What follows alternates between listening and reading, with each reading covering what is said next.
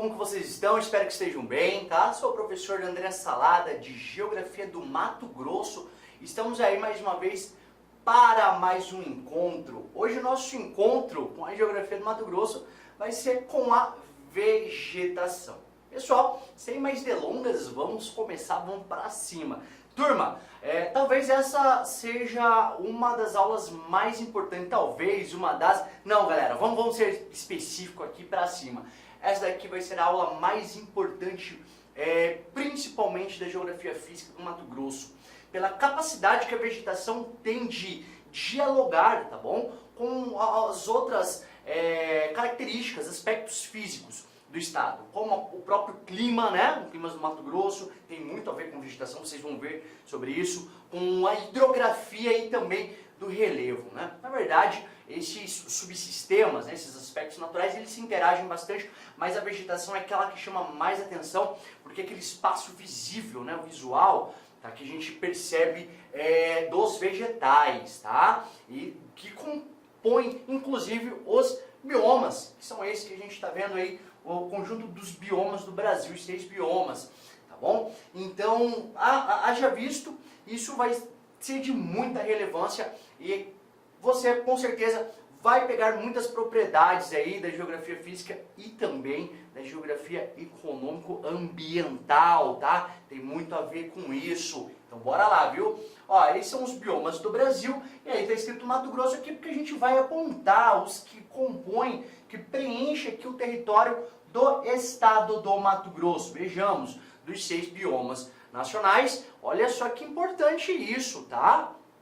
Mato Grosso, pela sua posição e também pela sua dimensão, pelo seu tamanho, ele vai contemplar ali 3 biomas no seu território, tá? Pessoal, professor, bioma, vegetação, galera, o bioma vai ser um conjunto maior ali de seres vivos, não só da ordem vegetal, como também de animal, e esse diálogo que vai ter com os espaços, tá? Mas o nosso foco vai ser vegetação, entretanto é muito importante porque o mapa do bioma também vai ser muito parecido, quase idêntico para o Mato Grosso, com os da vegetações, e os nomes são iguais também, beleza? Então a gente vê aqui a parte norte do estado do Mato Grosso, o bioma amazônico também vai, enquanto vegetação, levar o nome vegetação Amazônia, tá bom? Floresta amazônica, tá? Essa parte aqui mais centralizada, né? Ali, ó, a sudeste, centro do estado, a gente vai ter o Cerrado,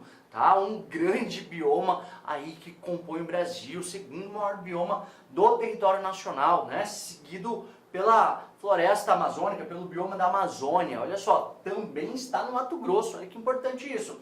E por sua vez, não menos importante, mas menor em tamanho, e inclusive no próprio estado do Mato Grosso, o bioma do Pantanal, que a vegetação a gente também vai dar o nome de Pantanal ou Complexo do Pantanal. Tranquilo? Olha aqui rapidão, Mato Grosso possui os 3 biomas dos 6 biomas brasileiros, isso é muito importante, tá? Aqui como que vai estar a disposição da distribuição dele ao longo do estado do Mato Grosso. A maior parte do estado, né, principalmente pegando a porção mais ao norte do estado, vai estar o bioma amazônico, né, mais 50% de todo o território do estado, seguido pelo Cerrado ali com quase 40% e por fim ali os 7% do Menino Pantanal, tá bom? Vamos para cima, que lá vamos nós. As vegetações, como eu falei, floresta amazônica, o Cerrado e o Pantanal, tá? E tá na boca do povo, tá? Olha só, o tamanho do estado do Mato Grosso privilegia muito essa diversidade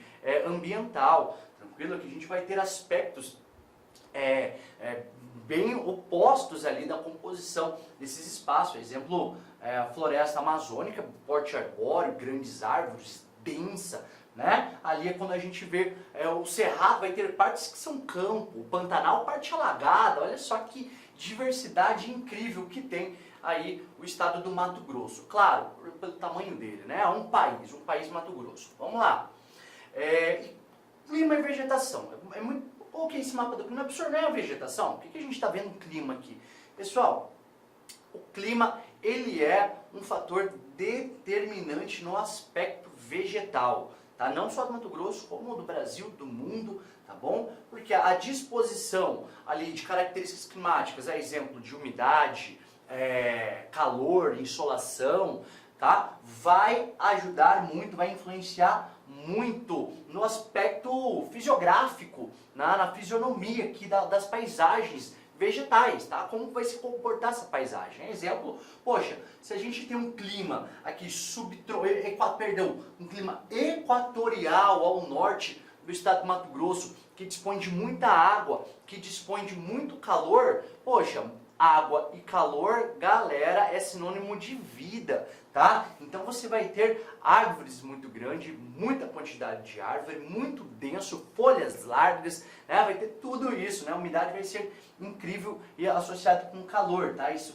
vejamos que, ó, aonde vai ter um clima mais úmido, você tem aí um aspecto florestal, tá? Então não é uma coincidência, né? Então quando a gente pega ali uma parte onde você vai ter um clima mais tropical, que é suscetível àquela estação que vai ser seca, não é úmido o ano inteiro, vai ter uma parte do ano, né, que vai ser seca, principalmente no meio do ano, né, no Mato Grosso. Aí nessa área a gente vai ter uma vegetação do cerrado, tá? Uma vegetação que vai se adaptar a esse ambiente seco, né? Onde você não vai ter à disposição uma vegetação mais densa, maior em tamanho, em extrato. Vai ser ali umas árvores menores, que a gente chama de arbusto, né? Elas vão ter mais espaços umas das outras, algumas partes vai ter campo e a gente vai ver tudo isso, tá bom? Mas é muito importante a gente fazer essa associação, tá? Entre o clima e a vegetação, beleza? Então vamos para cima, tá?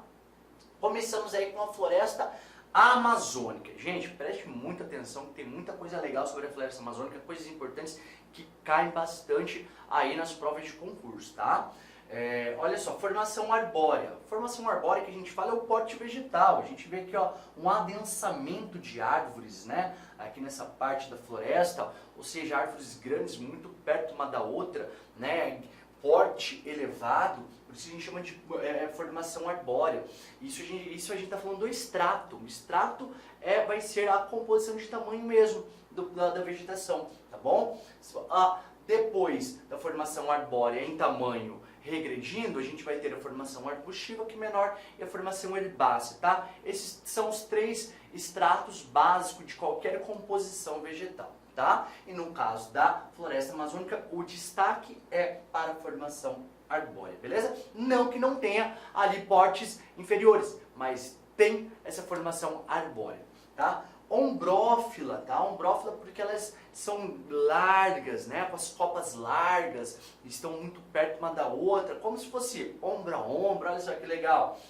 Ela tem uma parte dela que é densa e a outra parte que é aberta. Lembra do mapa do clima? Lembra do mapa do clima? Deixa eu voltar aqui rapidão. Professor, por que parte densa, parte aberta? Gente, quanto mais penetra no clima equatorial, maior a disposição de umidade e de calor, tá? Não entenda, não é que você, professor, deu um passo para cá, ó, tô com o pé no clima equatorial, tô com o pé no clima tropical, então um pé meu vai ficar seco durante um ano, ou o outro vai ficar molhado. Claro que a gente vai ter toda uma parte de transição dessas características climáticas, beleza? E a floresta amazônica, ela respeita essa transição naturalmente, tá? Então, numa parte ali muito mais perto aqui das margens, onde a gente tem a marcação do domínio vegetal da floresta amazônica, eu vou ter o quê? Uma floresta mais aberta, mais espaços entre umas árvores e outra, tá? Então, se a banca falar bem assim, olha, a gente vai ter floresta no estado do Mato Grosso, floresta aberta, não é errado não, tem sim floresta aberta, tá?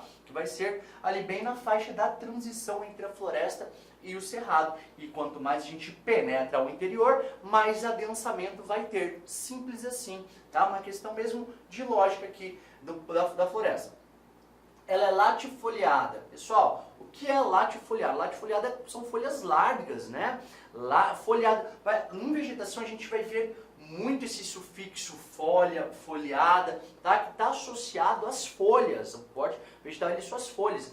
A latifoliada, late é grande, tá? Assim como a gente fala em estrutura agrária, latifúndio vai ser fúndio, propriedade, propriedade grande. A latifoliada são folhas grandes. Por que folhas grandes, professor? Pessoal, tem muita água, é muita umidade. E o que vai acontecer? Essa floresta ela precisa transpirar, né? Essa tem que fazer parte ali do seu processo, do seu metabolismo, essa água. Então, precisa transpirar. E por onde que as árvores vão transpirar, que vão exalar a sua umidade, a sua água, vai ser pelas folhas. Então é importante as folhas serem largas, né? Naqueles microporos das folhas onde vai acontecer a transpiração nos seus estômatos, beleza? Então precisa ser larga para transpirar bastante, tá? Olha só aqui, essa questão de folhas largas. Uma árvore de uma copa de aproximadamente com um diâmetro de 20 metros na floresta amazônica, grande, 20 metros é grande, tá, gente? Ela vai estar transpirando para a atmosfera aproximadamente 1000 litros de água por dia. Pessoal, uma verdadeira bombinha de água para a atmosfera. Isso é incrível, tá? É importante a gente saber disso, tá? Isso mexe com toda a dinâmica climática, a própria floresta, tá bom? O nome desse processo se chama evapotranspiração. Quando a folha vai transpirar, muito calor vai evaporar. Então, acontece um processo de evapotranspiração ali nessa floresta, aí com as folhas lá de folhadas, tá bom? Estratificada, né? Como eu falei, vai ter a parte onde você vai ter os estratos menores. Isso vai ser muito importante, que a própria fauna da floresta, ela vai se dividir nos estratos, né? Na copa, nas partes mais altas, vão ter as aves, né? Nas partes mais rastreiras da floresta, a gente vai ter os felinos, por exemplo, né? Enfim, então vai ter toda uma classificação, inclusive com o estrato da própria fauna, né? Mas o porte vegetal dela, ela é estratificado. Estratos vai ser dos níveis, enquanto porte, enquanto tamanho, tá bom? Árvores de até 60 metros de altura, tá? Muito grande mesmo, tá? E o solo é pobre. Opa, professor, solo pobre? Como assim? Mas essa floresta não é exuberante? Não é imensa? Não tem folhas largas, a coisa toda? Por que o solo é pobre? Gente, se tem muita umidade, chove bastante, tá? Se chove bastante, essa água ela vai para algum lugar. Essa água ela vai penetrar no solo, vai infiltrar no solo e acabar arrastando, levando junto ali do solo os seus nutrientes minerais. Tá? E isso é o processo de lixiviação, essa lavagem que a água da chuva faz no solo, carregando os nutrientes minerais, tá bom? Ao longo dos leitos dos rios. E rio é o que não falta nessa região, né? Nessa área. E com isso o solo vai ficar pobre. Mas, professor, por qual razão você vai ter, então, essa floresta grande? Né? Esse porte vive do quê? Gente, olha como a floresta ela é inteligente, né? Ela se adapta. Ali com a queda dos frutos e folhas que vai acontecer no decorrer do seu tempo ali, de cada vegetal, essas folhas, esses frutos, eles vão se decompor ali no solo e vão formar uma camada orgânica no solo, tá? Essa camada orgânica no solo vai ser muito importante, inclusive para a própria sobrevivência da floresta e sua regeneração. Isso é muito legal, beleza? Mas quando a gente olha o teor mineral, é um solo pobre, lixiviado pelo excesso de chuva, tá? E chove bastante lá, viu? Aqui na porção Mato Grosso, mais de 2.000 milímetros de chuva por ano. Isso representa muita coisa, é muita água, tá? Ela é perene, tá? Você vê que tem algumas palavrinhas que você pode ter dificuldade, mas é muito importante a gente se apossar, tá, desses conceitos, desse glossário mais técnico no quanto à vegetação. Ela é perene, perene significa que é constante, né? Ela vai ter essa mesma característica durante o ano inteiro, principalmente a parte densa, tá? A parte da floresta aberta, você vai ver que tem algumas espécies que perdem as suas folhas no curto espaço de tempo que vai ser mais com estiagem, com falta de água, com falta de chuva, tá? Lembra que vai ter uma parte de transição até penetrar na parte da floresta adensada. Então, nas margens da floresta vai ter algumas espécies que perdem as folhas e não são perenes, com exceção dessa parte, quando a gente penetra a floresta, é uma floresta perene constante, tá? Higrófila, olha lá, ou filas, né? De novo, o finalzinho da palavra. Higrófila significa que são espécies adaptadas a elevada umidade. tá? Aparecer isso na sua prova sobre a floresta amazônica, tá correto, não tem problema nenhum, show de bola. É adaptado à elevada umidade, higro, né? Vem de água, beleza? Aí sobre a floresta ainda, pessoal, arco do desmatamento. A gente viu aquelas características da fisionomia dela, a composição dela, onde que ela tá? Mas agora vamos ver como que tá essa relação do homem com a floresta, tá? Como é que tá isso no Mato Grosso, isso no Brasil de forma geral, mas Mato Grosso principalmente, tá? Hoje vai acontecer na floresta amazônica, inclusive em grande parte do estado do Mato Grosso, como vocês podem observar aqui, essa parte mais esverdeada é a demarcação da área da floresta amazônica, da vegetação da floresta amazônica. A parte que está mais avermelhada são a parte onde está acontecendo os desmatamentos, as áreas em franco desmatamento na floresta amazônica, tá bom? E com isso, olhando para toda a floresta, olha só, o que fez aqui? Fez uma forma de um arco, tá? Arco de área que está sendo desmatado, isso nas margens da floresta, a gente vai chamar de arco do desmatamento. Vejamos que o estado do Mato Grosso, ele pega um bom território aí desse arco do desmatamento, tá? Então é bom a gente ficar atento nisso. Mas professor, por que está acontecendo esse processo de desmatamento na floresta? Primeiro, eixos rodoviários, né? A gente teve um projeto de integração ao centro-oeste, na região amazônica, lá na década de 70, no governo militar, processos de integração, e com isso, para promover a integração do território, a gente fez o quê? O que fizeram? Eixos rodoviários, construção de rodovias, né? A 163 é uma das mais famosas dela, que vai rasgar aqui desde da região norte até a região sul do Brasil, tá bom? Passando por todo o estado do Mato Grosso, tá? Então o acesso a essas áreas cria condições para que haja ali um processo de colonização, povoamento de áreas antes não antropizadas, né? Não ocupadas pelo homem, tranquilo? E com o passar do tempo, a gente vê aí uma atividade econômica muito comum nessa parte florestal, que vai ser da extração da madeira, né? Uma atividade do primeiro setor da economia, do setor primário, né? O extrativismo vegetal, a extração da madeira, e boa parte dela, tá? A maior parte da madeira hoje, não dizer, são levantamentos oficiais, a maior parte dessa madeira é de ordem ilegal, não é de atividade de silvicultura e nem respeitando ali a legislação ambiental, tá? Silvicultura, só um aspas aqui, um parênteses, vai ser ali o cultivo de madeira, tá? Você plantar a árvore porque você quer tirar a árvore inteira, tá bom? Então vai ser plantação de floresta, assim, resumidamente, tá? Pecuária extensiva, tá? É uma atividade que se ocupou muito dessa área do arco do desmatamento e é a principal atividade hoje responsável pelo desmatamento da pecuária extensiva. Limpar ali a parte florestal para plantar ali pasto, tá? E por que a pecuária extensiva? Houve um avanço uma fronteira agrícola, aqui, inclusive o estado do Mato Grosso faz parte disso, ao longo do Cerrado, áreas que eram tradicionalmente pecuaristas, e aí essas áreas elas migraram de atividade econômica, deixaram de ser de pecuaristas e se tornaram ali da agricultura mecanizada, da agricultura moderna, e com isso houve a migração do quê? Da atividade pecuarista, e migrou para onde?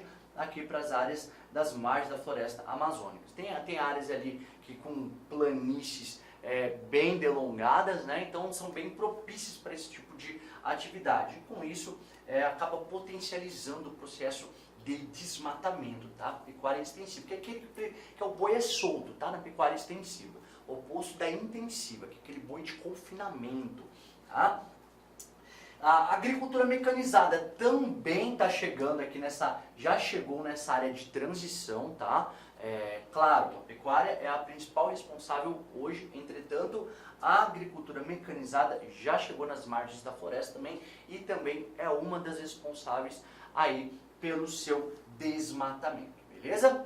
Pessoal, vamos aí, continuando aí para a nossa floresta amazônica. Aqui para a gente finalizar algumas informações importantes, oficiais inclusive, Estimativa que desde os anos 70 foram derrubados 17% da cobertura vegetal original. Tá? Mato Grosso contribuiu com 32% desse total de 17%. Se tratando do tamanho da floresta e do intervalo de tempo de 70 para cá, a gente está falando de um número muito expressivo, tá? A gente está falando de uma área muito grande mesmo. Tá? E isso é muito relevante para o estado do Mato Grosso, beleza?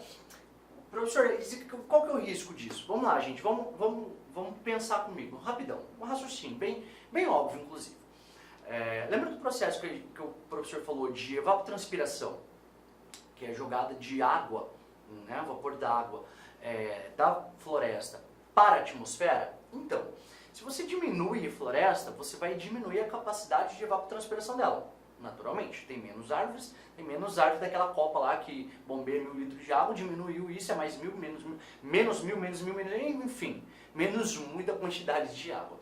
E essa água que vai para a atmosfera, ela é responsável, tá, por atingir outras áreas, inclusive a própria floresta. Então começa a fazer falta água para a própria floresta. E aí vai ter um risco que a gente chama de savanização. Savanização seria o quê?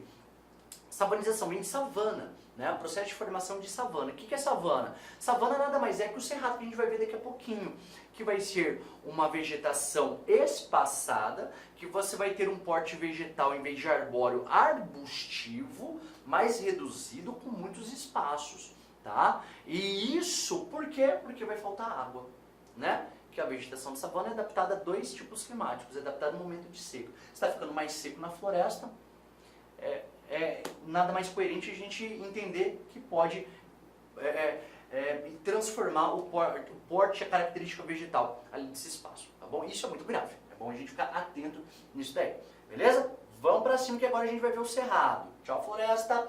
Olha só, cerrado mato-grossense, famosa, falamos de savana, acabamos de falar de savana, olha que legal, famosa savana brasileira, tá? Na verdade, o cerrado é o nome que a gente dá para a savana brasileira. O cerrado é um bioma, é uma vegetação, mas é um nome carinhoso que a gente dá. Poderia ter escrito savana brasileira sem problema nenhum, porque savana vai ser aí a nomenclatura mundialmente conhecido para esse porte vegetal, tá bom? Para essa fisionomia vegetal, assim melhor dizendo. Inclusive, a gente sabe que as savanas mais famosas do mundo são as savanas africanas, e é muito parecido com o cerrado, tá? Porque o cerrado também é uma savana, tá? É correto afirmar isso, pessoal. Formação arbustiva. Como que é a fisionomia, como que se comporta? Formação arbustiva e herbácea. Olha só, lembra dos 3 portes? Árvores grandes, árvores médias e as gramíneas, né? Herbáceo. Enfim, a gente vai ter principalmente, olha só a imagem delas aqui, ó, esses arbustos, tá? Com tamanhos mais reduzidos. E vejamos algumas características que é muito comum aparecer nas provas. De falar, olha, o tronco é retorcido, a casca é grossa, a raiz profunda. Oh, não dá para ver a raiz aqui, professor, mas a raiz é profunda. Lembra que vai faltar água no período do ano, no clima tropical, enfim. E com isso, ela vai ter que buscar água. Muitos arbustos precisam buscar água bem longe. A gente vai falar sobre isso mais. Agora, é chamado inclusive de floresta invertida. Imagina, pô, professor, floresta invertida de cabeça para baixo? Porque muitos dos arbustos do cerrado, eles vão possuir raízes tão profunda para pegar as águas subterrâneas, que as raízes chegam a ser maior do que a própria árvore externa, né, ou o arbusto externo, tá? Então, se a gente virar de ponta cabeça, é como se fosse uma floresta invertida. Eu acho isso um barato legal, né?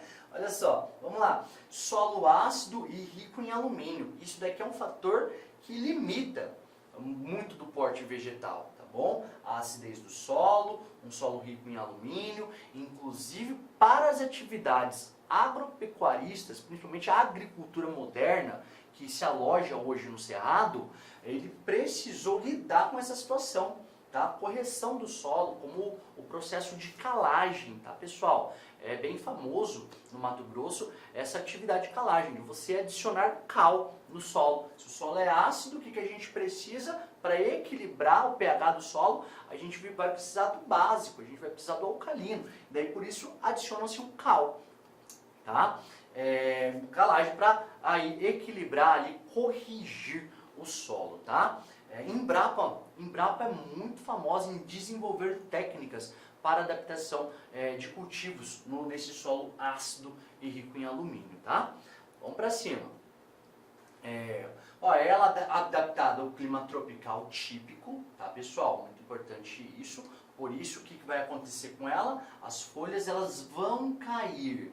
Folhas caducifólias, lembra folhas? Caducifólias vem de folhas caducas. Caducas porque caem, tá? Caem porque elas estão perdendo a água e a vegetação precisa se adaptar, tá? Vai vir um período de 4, 5 meses de estiagem, que vai ser ali o inverno quente e seco do clima tropical, que é onde está o Cerrado Mato-Grossense. E com isso, as folhas que possuem a característica de fazer o processo de transpiração, agora eu não vou ter água para transpirar, então, vai cair, e por isso muda abruptamente, radicalmente, a fisionomia do cerrado, tá? No inverno e no verão. No verão, lindo, verde de marca-texto mesmo, né? Incandescente. No inverno não. No inverno muitas espécies mesmo do cerrado que a gente chama típico, tá? Vão perder suas folhas e você olha e vai falar, meu Deus do céu, morreu a árvore. Não, ela só se adaptou para aquele momento. Olha que legal. E a gente chama isso quando se adapta ao clima, a um clima de 2 estações, uma seca e uma úmida. A gente fala que é uma vegetação tropófilas. E as vegetações tropófilas possuem as folhas caducifólias. Beleza? Só isso. Tropófilas, de 2 estações. Fisionomia. Aí, claro, a gente vê muito o cerrado típico, tá, gente? Mas entendamos que a gente está falando de uma vegetação muito grande, tá? Enquanto o bioma é o segundo maior bioma do Brasil. Então, obviamente, a gente vai ter áreas com algumas distinções, de forma geral, nesse cerrado. Então, a gente precisa se apropriar dessa diferença aí que a gente vai ter da fisionomia dentro do próprio cerrado. Observe, a gente vai ter a fisionomia do cerrado, que a gente chama de cerrado típico. As árvores, os arbustos espaçados, com gramíneas, né? O cerradão, grandão, ao, essas árvores elas vão estar maior. A gente vai ter um porte arbustivo, que é onde? Lá naquela transição com a floresta amazônica, lembra? Vai ter um pouco mais de água, no que você vai indo ao norte, vai aumentando a umidade, e naturalmente o porte vegetal vai aumentando, tá? Então nessa parte, enquanto o cerrado ainda, que já tem um contato com mais umidade, porte maior, né? Um pouco mais perto a vegetação uma da outra, as árvores uma da outra, a gente chama de cerradão, tá bom? Então tem a ver com um ganho de umidade no que você se aproxima do clima equatorial. Campo limpo, que vai ser aqui, só herbácea, só vegetação campestre. E campo sujo, quando você vê de formas bem espaçadas, bem longe uma da outra, pequenos arbustos, tá? Arbustos de dimensão menor. Olha que legal, né? Campo limpo, campo sujo, cerrado, cerradão. Se vê essas palavrinhas aí na sua prova, pode ter certeza que está falando sim do cerrado. Outra informação importante do cerrado, importantíssima mesmo, ele é um berçário hidrográfico, tá? Ele é papai e mamãe de várias bacias hidrográficas do Brasil, não só que diz respeito ao Mato Grosso, assim como todas que diz respeito ao Mato Grosso, mas também boa parte das que compõem aí o Brasil. A exemplo, olha que exemplo legal, da Bacia de São Francisco. 90% das águas da Bacia do Rio São Francisco, é aquele rio famoso que atravessa o semiárido ali na região do Nordeste, né, grande, o Velho Chico. 90% das águas do Velho Chico vêm ali de nascentes no Cerrado, tá? Por causa da sua posição e por causa do seu subsolo, ali por debaixo que a gente tem ali da terra, da vegetação no bioma do Cerrado, a gente vai ter grandes aquíferos, né? Ele é conhecido como caixa da água. E com isso permite ali, estando em posições de relevo de planalto, que é mais elevado, vão ser grandes divisores de água. Então carrega a água como se fosse uma caixa d'água. Uma caixa d'água lá em cima, né? Carregou água e vai, dividindo essa água ali no Brasil, tá? Um grande berçário hidrográfico. ali, pode colocar aí, ó, eu falei da bacia do Rio São Francisco, mas pode colocar, tem afluentes ali do Rio Amazonas, dentro da bacia hidrográfica do Rio Amazonas, que nasce no Cerrado, do Rio Tocantins, bacia do Tocantins, bacia da Prata, da Platina, que tem ali o Rio Paraguai, tem o Rio Paraná também, tá? Então a gente vai ter ali uma hidrografia brasileira muito dependente do Cerrado, tá? Muito importante a gente ficar de olho ali nas nascentes do Cerrado, tomar cuidado para não se matar. Vamos lá, e aí, como é que está o Cerrado hoje, professor? O Cerrado, ele está na boca da mídia, na boca das bancas, tá? Essa questão de Cerrado, as características dele e questões ambientais é muito recorrente, tá? Por isso que o professor chamou a atenção de vocês aí no começo da aula, que é muito importante essa aula que a gente está tendo, a capacidade dela dialogar com outros temas da geografia do estado do Mato Grosso, tá? Rolou no Cerrado a expansão, começou a expansão da fronteira agrícola a partir de 1970, tá? Os detalhes é muito mais para a aula de agricultura, aula de urbanização, da geografia do Mato Grosso, do estado do Mato Grosso, tá? Mas o que a gente vê hoje de consequências ambientais é decorrente desse processo a partir de 1970, onde avança, tá? Tem vários projetos de colonização e avança a atividade da agricultura. Assim como exemplo, a gente tem aqui, ó, 2 mapas comparativos da soja, da área de produção de soja no Brasil, onde você vai ter 1977. Olha a limitação, ó, se limitava basicamente ao centro-sul do Brasil, né? Daí hoje a gente vê 2002, o mapa, inclusive já tem 20 anos esse mapa. Mas o mapa de 2002 já mostrou, olha o quanto avançou em um intervalo de um pouco mais de 20 anos, tá? 25 anos para ser mais exato, tá bom? Quando avança a sojicultura, que é o principal grão produzido no Cerrado Mato Grossense e no Cerrado também de forma geral, tá? Mas a agricultura moderna, mecanizada, ela avança de forma exponencial, de forma muito rápida e agressiva para a vegetação. E é claro que o bioma vai sentir. Né? Se a gente não vai ter ali cuidados ambientais coerentes à demanda do Cerrado, o bioma ele vai sentir. E por isso ele entra na classificação como um hotspot mundial. É uma classificação de uma organização não governamental ambiental mundial, muito respeitada, tá? Uma classificação muito utilizada no mundo inteiro, que vai falar, olha, o Cerrado é um hotspot, onde vai classificar mais de 30 biomas, onde que você vai ter ali uma biodiversidade interessante, mas está sob sério risco de ameaça. Uma biodiversidade que tem um endemismo, ou seja, espécies, tanto animais como vegetal, que você encontra ali, que corre risco de extinção. Tá? Então, ou seja, hotspots opa, vamos cuidar daquilo, vamos abrir o olho para aquilo. Né? É o alerta vermelho, tanto é que hotspot ponto quente, né? Então, é o alerta vermelho aí nos biomas importantes aí em biodiversidade no mundo. O Brasil possui 2 hotspots no território. Um deles a Mata Atlântica, que tem um processo de avanço desde 1500, né? Um processo colonial, e o Cerrado, desde a década de 70, tá? Muito recente, foi muito rápido, onde resta-se hoje cerca de 50% da vegetação original nativa do Cerrado, como a gente vê o comparativo aqui desses 2 mapas, que mostra a vegetação original nativa, sem um processo humano, antrópico. Aqui já mostra aqui a vegetação, o remanescente, o que sobrou aqui do Cerrado, que é algo em torno, talvez até um pouco menos, de 50%. Tudo bem? Agora a gente vai ali para o Pantanal, tá? Pantanal terminando aí a nossa terceira vegetação, que não menos importante, viu? Pantanal, que 2020, por uma estiagem que começa em 2019, deixa eu até adiantar isso, que é muito importante, ele vai passar pela sua pior tragédia ambiental da história da vegetação e do bioma do Pantanal. Uma queimada muito grande que consumiu boa parte mesmo do Pantanal. A gente vê que em território brasileiro ele não é muito grande, tá? Mas ele é muito importante, tá?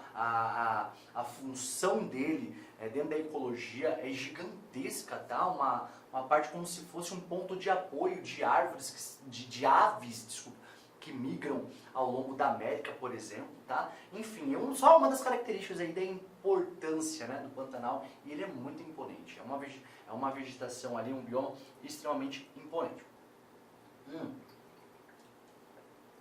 É a maior planície inundável do mundo, tá?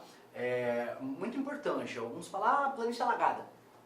Sim, é uma planície alagada, mas a parte alagada é limitado. É o que a gente fala que é alagada permanentemente, tá? A gente percebe que há um momento onde aumenta a chuva e aumenta a área alagada, outro quando diminui a chuva, aí diminui a área alagada. Então a gente vai falar que é alagável ou inundável, tá bom? Mas mesmo assim ela é a maior do mundo nesse sentido, tá?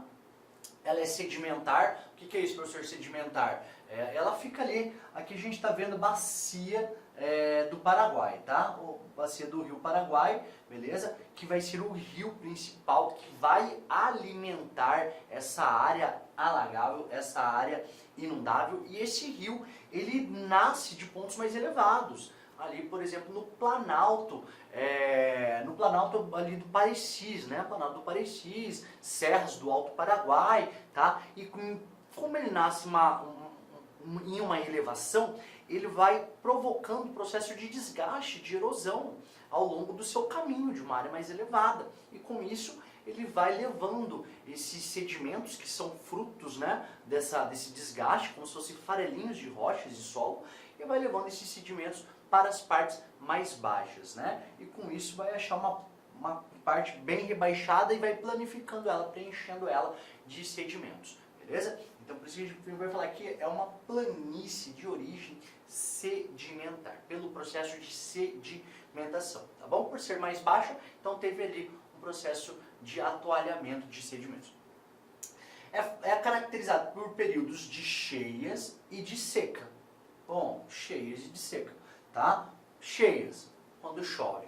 E a chuva, ó, nas cabeceiras, olhando para o Rio Paraguai, cabeceira que vai ficar no Mato Grosso, tá? Olhando para o Rio Paraguai, cabeceira do Mato Grosso. Olha o quanto o rio vai ter que caminhar até chegar, né, até a última ponta do Pantanal. Por isso que o processo de cheias e de seca do Pantanal, de forma geral, ele não é único. Ele começa na parte norte antes da parte sul, tá? Então não vai ser de uma forma só. E na porção norte do Pantanal, que compreende, olha só pessoal, o estado do Mato Grosso, para cá o estado do Mato Grosso, que fica com a menor porção do Pantanal, 35% aqui do Pantanal é no Mato Grosso, tá?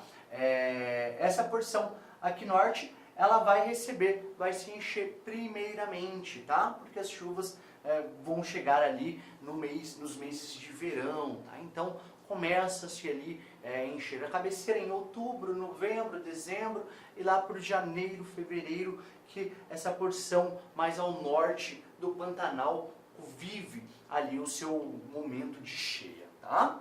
Então respeita ali o fluxo da água, simples assim. Vamos lá. Aqui eu consegui repetir o slide, viu? Vamos passando ele.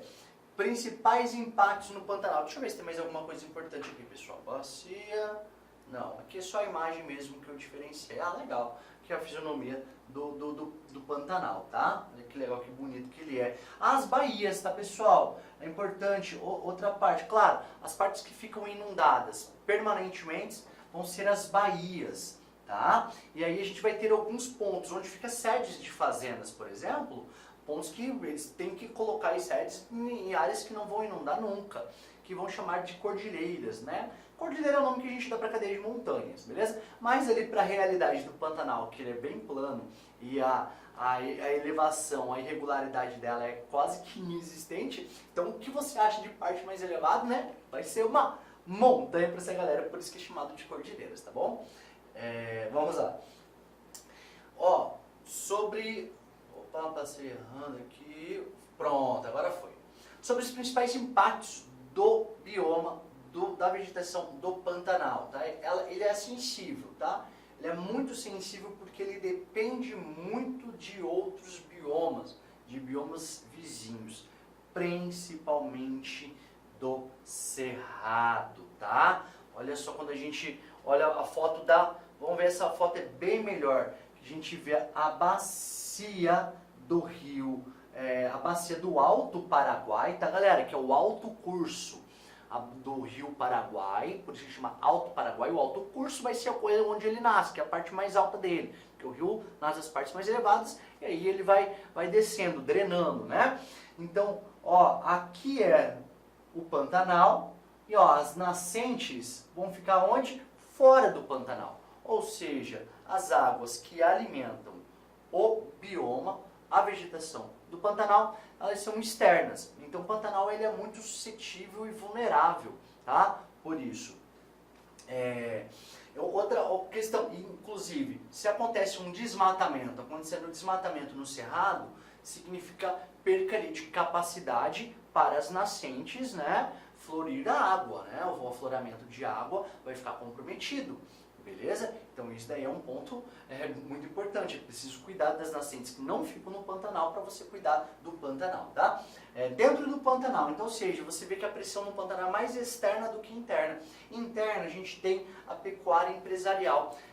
O Pantanal ele é historicamente pecuarista. Tanto a porção mato-grossense quanto a porção sul-mato-grossense. Historicamente, porque se formam ali gramíneas que são pastos naturais, né? Isso para bovinocultura, para atividade bovina é fantástico, porque você tem um alimento ali dos bichos sem precisar plantar, né? Entretanto, com o avanço da fronteira agropecuária, que a gente já falou dela, não só do Cerrado, na Amazônia, também vou falar do Pantanal, houve uma modernização da atividade da bovinocultura, da pecuária ali no Pantanal, tá? Então a gente vai chamar isso de pecuária empresarial. Isso significa o quê? Que vão explorar mais aquelas áreas que não são inundadas no Pantanal, aumentando os rebanhos, tá? Rebanhos aí de ordem empresarial para abastecer aí grandes unidades frigoríficas ali da região, tá bom? E isso pressiona o bioma e a vegetação do Pantanal, tá?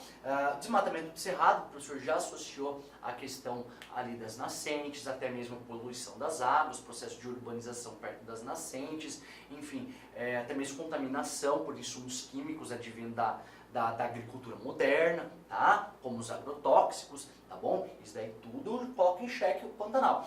Mas mais recentemente, além de projetos hidrelétricos, que vai fazer o que? Represamento das águas que vão chegar até o Pantanal. Se represou, ele mexe com o fluxo ali de inundação do próprio Pantanal. Então, projetos hidrelétricos, por mais que existe toda uma cadeia de licenças ambientais, ele acaba influenciando sim, né, na dinâmica natural da vegetação, beleza? E mais recente, um projeto de expansão, tá? Uma hidrovia do Paraguai e Paraná que já existe, entretanto, a gente sabe que o sistema de transportes no mundo evoluiu bastante. Antes, embarcações em um certo porte, hoje a gente sabe que tem embarcações muito maiores, né? Em um intervalo de tempo muito curto, isso a gente fala de um século, por exemplo, para cá, o nível de embarcação no sistema de transporte mudou muito, né? A gente tem hoje grandes navios, embarcações de grandes calados, né? Profundos, inclusive. E a hidrovia do Paraguai-Pantanal, que é uma hidrovia historicamente conhecida, utilizada ali de integração com os vizinhos nossos da América do Sul, principalmente do Mercosul, né? Argentina, o próprio Paraguai, né? E ela acaba ficando obsoleta. É um projeto de expansão dela, né? Expansão e também uma reestruturação que está em curso. E professor, isso daí significa o quê? Significa a gente pegar ali no Pantanal, né, ao longo do rio Paraguai, e fazer estruturas gigantescas para você melhorar a capacidade, inclusive, de transição, de fluxo de embarcações maiores, né? E isso vai fazer com que haja escavações ao longo do canal do rio e com isso prejudique ali no momento de cheia, com que essa água expanda para aquelas áreas que eram inundáveis, né? E, claro, naturalmente, o Pantanal sendo um bioma sensível, um projeto desse, ele vai ter vários impactos ambientais em loco ali no Pantanal. Muito bom a gente ficar esperto nisso, tá? Pessoal, a gente encerra aí essa nossa aula, tá? De vegetação, tá bom? A gente vai fazer aí uma questãozinha, tranquilo? É bom lembrar das principais características aí do Pantanal, do Cerrado e da Amazônia, a diferença do porte que a gente vai ter vegetal entre essas três. Apesar do Pantanal, pessoal, um ponto importante que eu acabei não colocando aqui, o Pantanal é conhecido como uma vegetação complexa, né? Ela está numa área de transição, né? Então, ou seja, ela vai ter vegetação, inclusive característica da Amazônia, vegetação da Mata Atlântica, vegetação do Cerrado, né? Incrível. Isso é como se fosse uma colcha de retalho ali, o Pantanal, né? Enquanto vegetação, tá bom?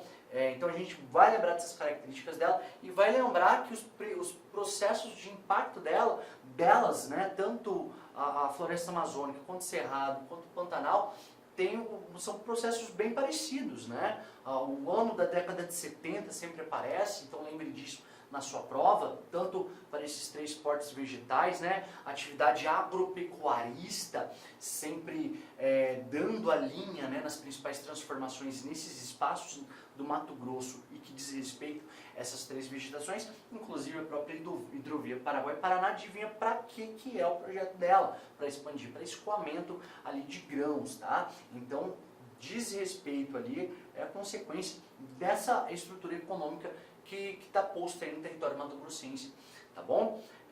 Então a gente fica por aqui, vamos fazer uma questãozinha só para ver como que uma banca pode cobrar, tá? Essa questão fácil, você acabou de ter uma aula completa sobre vegetação, então você vai conseguir fazer de forma bem tranquila.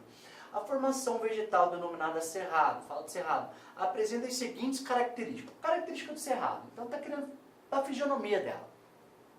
Ah, professor, vegetação xerófila, adaptada ao clima semiárido. Ó, cuidado, a gente sabe que o clima que é adaptado à vegetação do cerrado, a gente falou disso, a savana é adaptada ao clima, né? Mas não é semiárido, é o tropical típico, tá? Aquele tropical continental, 12 estações bem definidas ao longo do ano, um verão quente, um verão quente úmido, um inverno quente também, porém seco, tá? Então não é a B, constituída por palmeiras, com destaque para o babaçu e carnaúba.